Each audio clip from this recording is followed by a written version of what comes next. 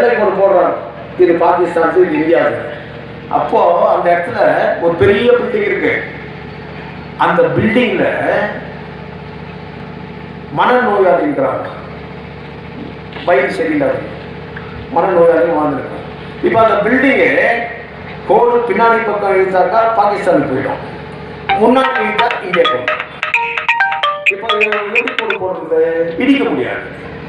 அப்போ இவங்கெல்லாம் சேர்ந்து என்ன பண்ணாங்க, அவங்களே கேட்குறாங்க மனநோயாளி கிட்ட, நீங்க பாகிஸ்தான் போறீங்களா இல்ல இந்தியாவுக்கு போறீங்களா, எந்த இடத்துல இருப்பீங்க அப்படின்னு கேட்டாங்க. நாங்கள் இருக்கிற இடத்துல இருக்கிறோம், அப்பா விட்டுலாம்.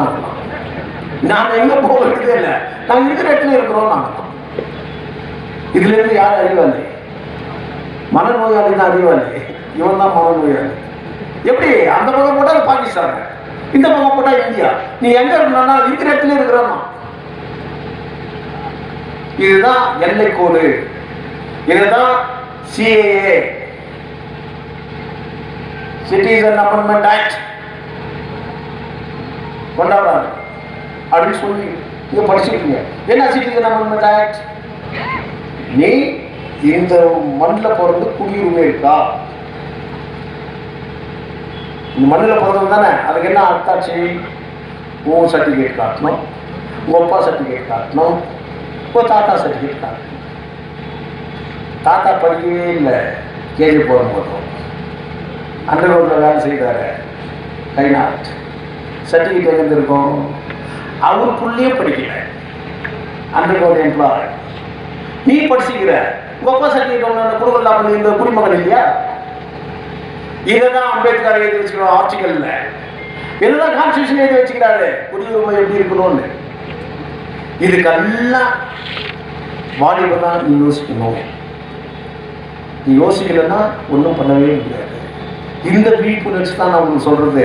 வெறும் எலெக்ஷன் மட்டும் முக்கியம் இல்லை நம்மளுக்கு, யாருக்கு ஓட்டு போடுறது முக்கியம் இல்லை, யாருக்குன்னா ஓட்டு போடு, MP ஆகட்டும். அந்த MP மேடையில் வந்து நான் MP ஆனோம், if I become an MP what I am going to do சொல்லியிருப்பாரா? சொல்லுங்க, சொல்லியிருப்பாரா? யார் சொல்லல? நான் சொல்லல. இதை ஏற்றுக்கிறவன் விடாமுயற்சியா போறான்னா எங்க பார்த்தாலும் எஸ்ஆர் தான் ஜெயிக்க வரணும். என் வாலிபருக்காக இந்த கூட்டம், என் வாலிபருக்காக இந்த வாய்ஸ், என் வாலிபருக்காக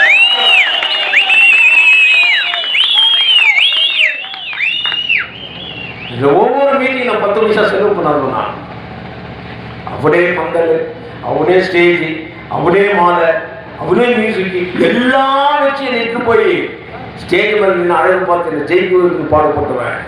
ஆனால் அவங்க வீட்டில் இருக்கிறவங்க தாய்மார்களோ, அவங்க மனைவிமார்களோ, சகோதரிகளோ 1000 ரூபாய்க்கு என்னை விலைக்கு விற்றுட்டாங்க. 1000 ரூபாய்க்கு விற்றுட்டாங்க. என்ன விற்றா பரவாயில்ல, உங்களை நீங்களே விற்றுக்கிறீங்களே, உங்களை நீங்களே விற்றுக்கிறீங்க. இன்னைக்கு நிலைமை என்ன? NT பிளாக்ல ஒரு 10 வாலிபம் போய்க்கிறான் MLA கிட்ட. நம்ம அருமை சகோதரி இது வேணும் அது வேணும்னு கேட்டுக்கிறாங்க. யாரா இருக்கிறீங்களா NT பிளாக்கார? கேட்குறாங்க. நான் சொல்றது உண்மையா கேளுங்க, இல்லைன்னா இல்லைன்னு சொல்லுங்க. 10 பேரும் போய் எங்களுக்கு இது வேணும் அது வேணும்னு கேட்டுக்கிறாங்க. அவங்களுக்கு கிடைச்ச பதில் என்ன தெரியுமா? எனக்கும் 2,000 ಕೊಟ್ಟಿಲ್ಲ ನಾವು ನಮ್ಮ ಸರ್ಕಾರ, ನಿಮಗೆ ಬಸ್ ಫ್ರೀಯಾಗಿ ಕೊಟ್ಟಿಲ್ಲ, ಅಕ್ಕಿ ಫ್ರೀಯಾಗಿ ಕೊಟ್ಟಿಲ್ಲ, ಇನ್ನೇನು ಮಾಡಬೇಕು ನಿಮಗೂ? ನಿಮ್ಮ ಮನೆಯಲ್ಲೇ ಕೇಳಿ ಎಷ್ಟು ದುಡ್ಡು ಕೊಟ್ಟಿದ್ದೆ ನಾನು? ஆச்சே கேட்டு வந்து வேற நாங்கள் NT பிளாக்ல பிள்ளைங்க பார்த்தியா எப்படி இருக்குது? நான் அப்படி என்னைக்கெல்லாம் சொல்லியிருக்கேன்னா யோசிச்சு பாருங்க. காரணம் என்ன கூட்டம் போடுறது இவங்களுக்கெல்லாம், அந்த ஊருக்காரர்களுக்கு கடைசி வீட்டில் காசு கொடுத்தா ஓட்டு போட்டுருவான், அதான உண்மை. ஆனால் நான் அப்படி இல்லை. இது ஏன் போடுறது நீ விழிப்புணர்வு சொல்றது. ஏன்னா ஓட்டு போடுற உரிமை உனக்கு. It is your right, your mind. நீ அதை போடல என்ன பண்ண முடியும்? நீ சொந்த புத்தி வைக்கணும். உனக்குன்னு ஒரு அறிவு இருக்கு, யாரும் சொல்லி கொடுக்க வேண்டிய அவசியமே இல்லை. இன்னும் போடு அப்படின்னு சொல்லிட்டோன்னா அப்படியே ஊர் மக்கள் போட்டுவாங்களா? அவங்க சிந்திக்க மாட்டாங்களா? யோசனை பண்ணி பாருங்க. ஒரு அம்மாவும் ஒரு மகனும் பேசுறாங்க. டேய் என்னடா வாழ்க்கையும் இவ்வளோலாம் பேசிட்டு ஓட்டுக்கு லஞ்சம் வாங்கி வந்து நிற்கிறேன், எப்படா நியாயம்? அம்மா மகனை கேட்குறாரு. மா அப்பா பேசினது போது நான் கேட்டேன், ரொம்ப கஷ்டமாக இருக்குதுன்னு சொல்லி. அப்பா கஷ்டப்படும் போதோ ஓட்டுக்கு லஞ்சம் வாங்கினது ஒன்றும் தப்பு இல்லை, அது நம்ம காசுமா, அவன் கொடுக்கணும் நம்மளுக்கு, அதை நான் வாங்கிக்கினேன். அப்போ ஓட்டு யாருன்னா போடுவேன்? அவன் கேட்குறேன்.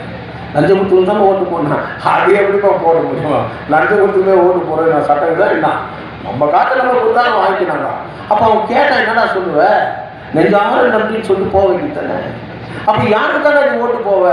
யார் இந்த நாட்டுக்கு, யார் பொது சேவை செய்யறதுக்கு தன்னலத்தை மறந்துருக்கானோ அவனுக்கு தான் ஓட்டு போடுவானோ. அதம்மா வச்சு இப்போ சொல்லியிருந்தாங்க. கரெக்டாக நான் சொன்னது மாரியம்மாவுக்கு படிப்பிச்சு போடுமா? கரெக்டா கேட்டாங்களா இல்லையா? தெரியும், உங்க சின்ன பசங்க தெரியாது. ஆனால் லைன்ல எப்படி வரும், மாரியம்மாவுக்கு படிப்பிச்சு போடுமா அப்படின்னு தவறாக போடுவோம் எல்லாரும். அவ்வளோ கஷ்டத்தில் இருக்கிறாங்க அவங்கன்னு அர்த்தம். இப்போ மடிப்பிச்சை கேட்கறவங்க எவ்வளோ கஷ்டத்தில் இருப்பாங்க?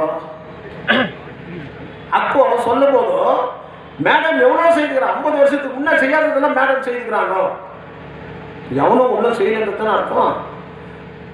7 டர்ம் ஒப்பாந்தார, 7 டர்ம் அவரும் ஒன்றும் செய்யலன்னு தானே அர்த்தம். நல்ல யோசனை பண்ணிப்பாரு. யூ திங்க் அவர் லாஜிக். அவரும் ஒன்றும் செய்யலன்னு தானே அர்த்தம். சொந்த அப்புனே நீ தாழ்த்தி பேசுவியா? உன்னை பெத்த அப்புனே நீ குறை சொல்றியே, ஒன்றும் செய்யல, எப்படி தாயே நியாயம் இது? காங்கிரஸ் கருத்தை பதில் சொல்லணும். 50 ஆண்டு காலம் ஒன்றுமே செய்யலையா?